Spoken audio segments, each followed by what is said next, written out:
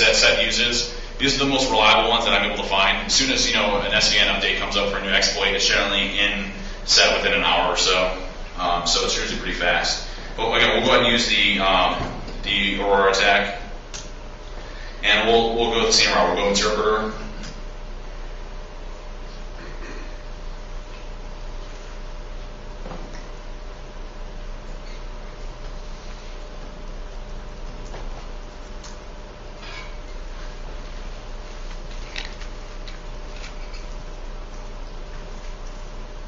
And we have everything running here.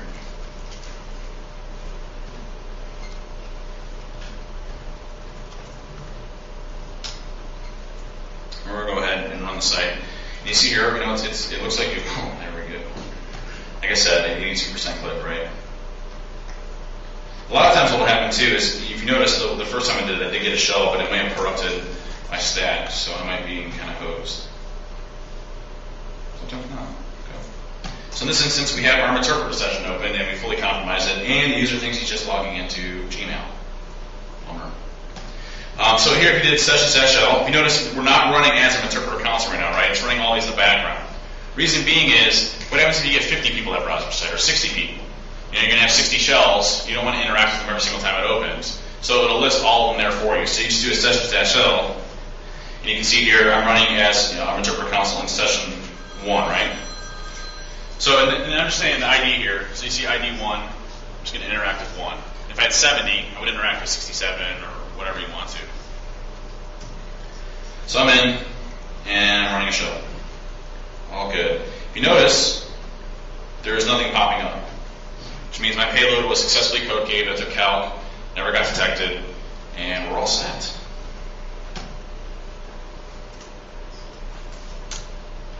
Any questions on that? Good. Don't trust emails from Dave Kennedy. You talked about that with that just browsing the site. You didn't do anything else. Nothing else. Yeah, just browse the site. That was it.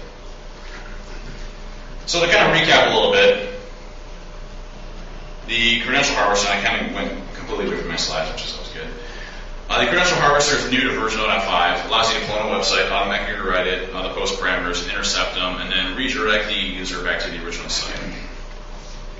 The Thomas Worth attack vector, I want to talk about this. The Java applet itself is an unpublished Java applet. It hasn't been published anywhere else. One of the guys that is a good advocate of set came to me and was like, hey, I got this awesome Java applet that's multi-browser. You want to incorporate it into set? Yeah, sure. That sounds good. So we kind of went through some different revisions, got it incorporated into set. So it is now obfuscated heavily so that antivirus doesn't pick it up. So spear phishing. Spear phishing attack vector is fairly straightforward, as you can probably anticipate.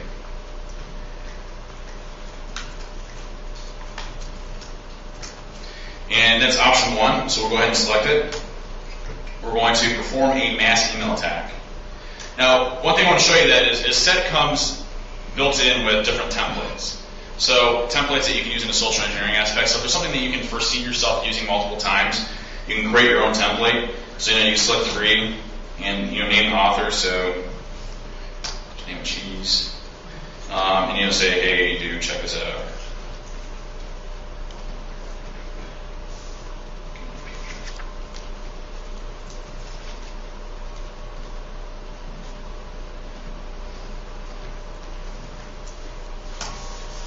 And we'll Control-C when we're done. Now that specific template would now be saved within set, so every time you open it up, you'll always have that template in there. I actually closed it out without finishing the body, so I messed up there. But, so we're going to perform a mass email attack. And the mass email attacks use file format bugs. And what file format bugs are, it's very similar to what you saw with Elliot. Instead of it being remote, it's local on your system, right?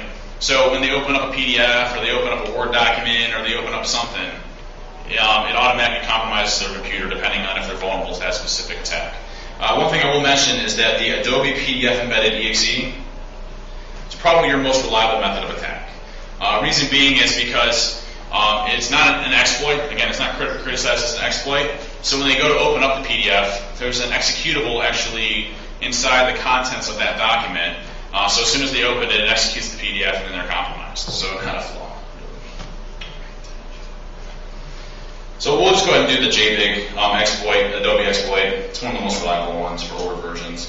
We're going to select an interpreter versus TCP. Have it connect back to us at 443.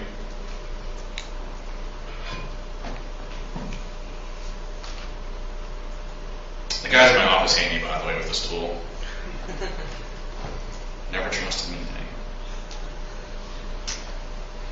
So this menu should look a little bit familiar. We're going to email a single email address. We're going to use a predefined template, or you can use a one-time template that you just don't want to use again. So we've got a couple ones here. You got baby pics, strange internet usage from your computer, data browsing, demons, computer issues, status report. We'll just do computer issue, and I'm going to send it to myself. I use Gmail.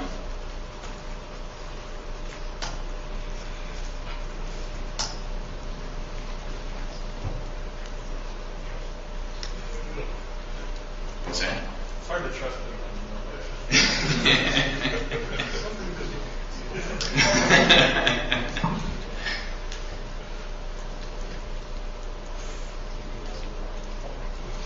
So we set up a listener. It's automatically going to migrate for us too, so when they close Adobe, it's not going to be a problem. And we'll go ahead and open email.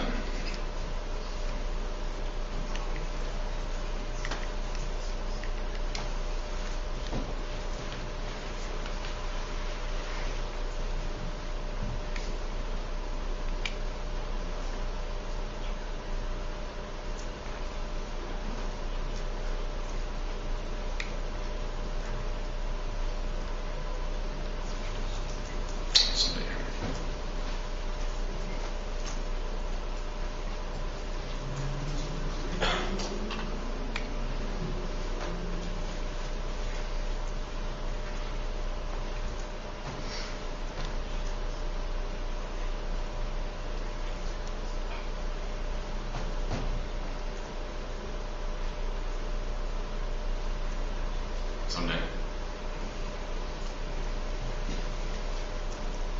Wait, I got the video prepped.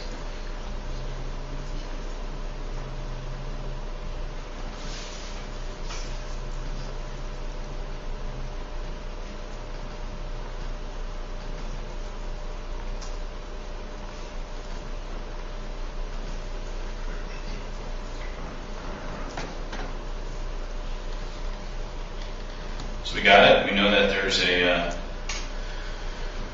PDF here. Now, one thing to note too, if you view it, it's not going to hurt your computer because it's all hosted at Google. If you download it and you execute.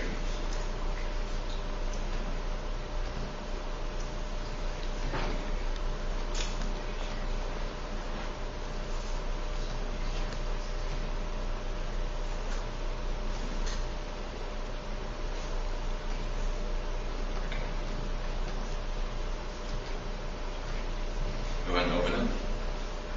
And we get a blank PDF. And on the other hand, we got an interpreter shell.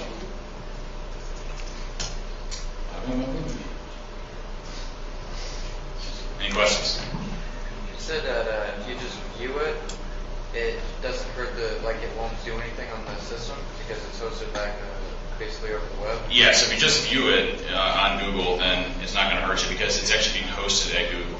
Will it try to return an interpreter from whatever server it's sitting on? No, because Google's not vulnerable to that specific attack. At least not that I know. You never know that, and he's kind of scary. I'm like, oh.